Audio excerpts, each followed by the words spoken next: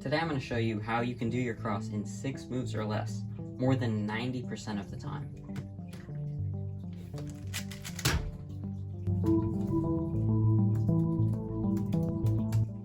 Do you know the average move count for cross? What if you also use yellow cross, like Yi Hang Wang?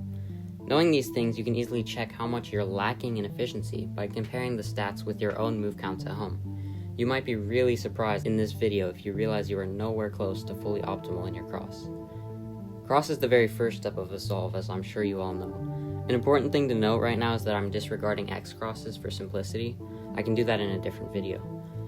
So the average optimal cross is not actually 8 moves. Most people think that it should be just 8 moves or less. But if you think this, you're actually not fully efficient.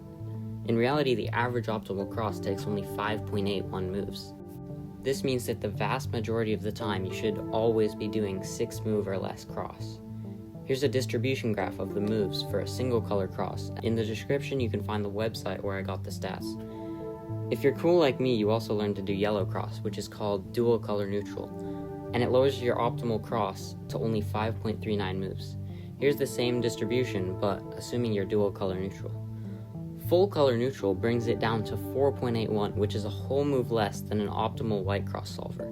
And most white cross solvers aren't even doing optimal solutions.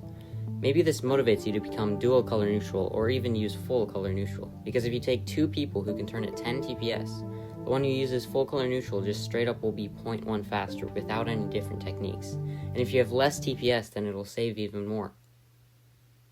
Wait a minute, that isn't even that much of a time save. This is the point in the video when I realized that color neutral doesn't even save much time. So I lied, don't be color neutral, it doesn't save time. Okay, see you in the next video, subscribe and comment down below. So, there's actually a different reason why color neutral and or dual color neutral is worth it. Imagine a scramble with a nice cross on white, but all the first pairs absolutely suck. Then boom, you can just go to yellow cross, where it's still gonna likely be a 6 move or less cross, but you have 4 more first pairs to choose from. Imagine how many first pairs someone with full color neutral gets to choose from. Maybe Timon, for example.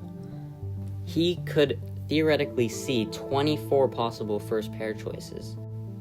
And this doesn't even include that he can do multiple solutions per color of cross. Then the problem becomes that your 15 seconds of inspection isn't long enough to look. Even Timon probably can't see all the cross colors, much less every possible first pair. So this is where the video really goes into a gray area, because the question is, how many cross colors should you have to balance breadth versus depth? What I mean by this is you could look at the cross on every color, or you could look to full F2L and EO on one color. Most pro cubers tend to be dual color neutral, but some like Maddie or Timon are fully color neutral. I don't think there's any true consensus on this, so honestly I'm just going to ask you viewers to comment what you think. Personally, I think that dual color neutral is the best. I found a good quote from Jaden McNeil about color neutrality which sums it up really well. He says, "Adaptability is king." What this means is at least you won't throw the solve if you skip green cross and have to do that.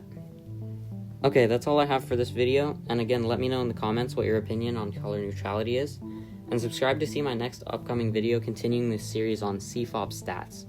The next one's going to be about the move count of F2L, which I think will be really interesting.